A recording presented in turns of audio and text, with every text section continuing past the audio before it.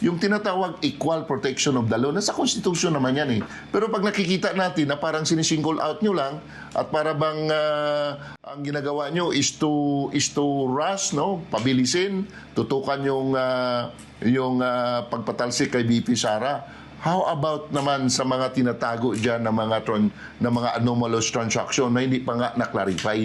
Ang daming ini-involve si House Speaker, ang daming ini-involve si Saldico. Kasamahan nyo yan, ba't hindi nyo ini-investigan? That is a challenge. I am waiting, Task Force Kasanag is waiting for the result of the investigation of the 15 biggest construction na wala pa tayong malinaw na kasagutan dyan. Kaya sila kapag generate na maraming pundo yung mali-maleta, bawat contractor na kukuha, nagbabayad ng 25%. At binabayaran kagad. Umpisan pa lang, bayad na. Nanawagan ng isang civic group sa pamahalaan na tutukan ang konkretong problema ng bansa at huwag sayangin ang oras sa pamumulitika sa natitirang huling 2 taon ng administrasyon. Si Paul Montibon sa report. Sa eksklusibong panayam ng SMNI, iginiit ng Task Force Kasanag Founding Chairman Dr. John Chong na dapat tapusin ng administrasyon ang investigasyon sa flood control projects at palakasin ang kampanya laban sa korupsyon. Una-una, nasimula ng ating Pangulo ang pagpalabas ng mga korupsyon, lalo na sa flood control, no? So kung siya ang nanguna doon, hinahamon na rin natin yung ating mahal na Pangulo na dapat tapusin niya. Dapat talagang mayroong priority na pwede niyang tapusin dahil siya naman ang nag-unang nagsiwalat niyan. And I believe, no, ang Task Force Kasanag naniniwala na dapat may katapusan yan or may clarification yan kung sino talaga ang mananagot. Kinalampag din ng grupo ang pamahalaan sa umunoy mas pagbibigay pansin sa usaping politikal sa halip na mas mahalagang isyu ng bansa. Ang katanungan dyan, ito ba ang investigation is pure, no? For the people, for transparency talaga. Kasi kung minsan nakikita natin, yung nag-iimbestiga, dapat iimbestigahan din.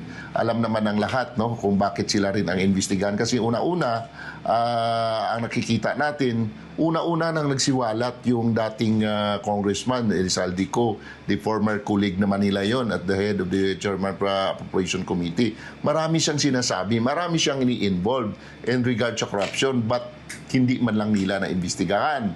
Pangalawa, ito naman si former Congressman House Speaker Martin Romualdez, may isiniwalat naman, hindi man lang nila na imbestigahan.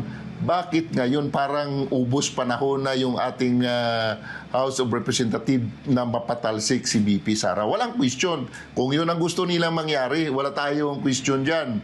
Pero dapat sila din ay maging transparent. Binanggit din ni Chong na may mga personalidad na nadadawit sa mga kontrobersiya ngunit hindi umano nabibigyan ng parehong atensyon ng investigasyon. Dapat transparent kasi kung akong tatanungin kung gusto naman nila yung transparent, dapat fair.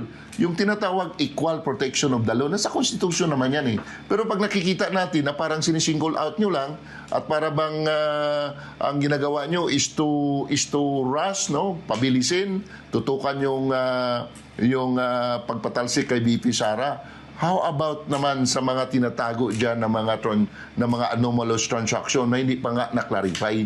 Ang daming ini-involve si House Speaker, ang daming ini-involve si Saldico. Kasamahan nyo yan, ba't hindi nyo ini-investigan? That is a challenge. Sa kabila nito, kinilala ng Task Force Kasanag ang pagbubukas ng isyu sa flood control projects bilang positibong hakbang. Ngunit giit nila ay dapat mas konkretong resulta at paliwanag sa publiko. Para kay Chong, ang tunay na sukatan ng tagumpay ay pananagutan at transparency, lalo na sa papalapit na State of the Nation Address o SONA ng Pangulo. Number one, sinabi niya dun sa SONA niya, maiya naman kayo, no? So para sa akin, napakalaking bagay yan na sinimula ng Pangulo. Dapat tatapusin niya rin na mapasagot o papanagot itong kanyang inumpisaan na isniwalat na napakaraming mga involved na mga congressman, napakaraming involved na 15 contractors that until now I am waiting, Task Force Kasanag is waiting for the result of the investigation of the 15 biggest construction na wala pa tayong malinaw na kasagutan dyan. Sa huli, sinabi niya na mas nagiging mulat na ang mga Pilipino sa mga isyong kinakaharap ng bansa. Magandang pangitain yan, no? Na ang Pilipino ay hindi na nila masasabi na patanga-tanga na lang, no? At halos siguro karamihan ng Pilipino ay namulat na rin sa katotohanan, no?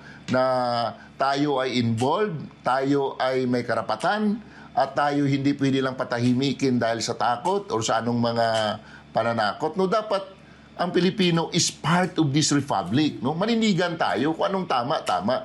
Huwag tayong matakot dahil lang sa sinakasabihan na sila ang maimpluwensya dahil naniwala naman ang Task Force Kasanag sa tinatawag na divine intervention. Para sa Diyos at sa Pilipinas kung mahal, nag-uulat Paul Montebon, SMNI News. Tinukoy ng isang negosyante at dating gobernador ang posibleng pinagmulan ng pondo sa Maleta Scheme. Alamin kung saan ito sa ulat ni MJ Mondihar. Tumatak na sa isip ng masang Pilipino ang katagang maleta. Hango ito sa testimonya ng 18 ex-soldiers o ang tinaguriang Brave 18 na nagsiwalat ng umunoy deliveries ng male-maletang kickbacks kaugnay ng flood control anomaly. Sa isang notarized affidavit, isiniwalat nila na aabot sa 805 billion pesos na halaga ng cash ang kanilang na-deliver mula taong 2022 hanggang 2025. Itinuturo nila ang mga tirahan at opisina ni President Ferdinand Marcos Jr., former Speaker Martin Romualdez at iba pang mambabatas bilang umunoy pinagdalhan ng pera. Ayon kay dating Ilocos Sur Governor Luis Chavez Singson, totoo ang testimonya ng mga dating sundalo. Totoo po yung male-maleta, yung mga Marines, iyon ang mga tunay na testigo. Iyon ang tunay na mga bagong bayani natin at di natatakot pagsalita. Marami po silang lalabas at marami po silang sasabihin. Mga dating security escorts ni resigned Congressman Zaldico ang 18 ex-soldiers na naging tagabitbit ng mga maleta. Aabot raw sa 40 to 50 million pesos ang laman ng bawat maletang pinaglagyan ng pera. Pero saan nga ba posibleng nanggaling ang pondo? Kaya sila kapag generate na maraming pundo yung male-maleta, bawat contractor na kukuha, nagbabayad ng 25%. At binabayaran kagad. Umpisan pa lang, bayad na. Git pa ni Singson, nationwide na naging kalakaran sa mga proyekto kaya naipon ng malaking pondo. Hindi yung nagda-down lang, bayad lahat. Kaya naibibigay nila kagad yung 25%. Yung iba mas malaki pa. Kaya maraming male-maleta dahil lahat, buong Pilipinas gano'n ang ginawa.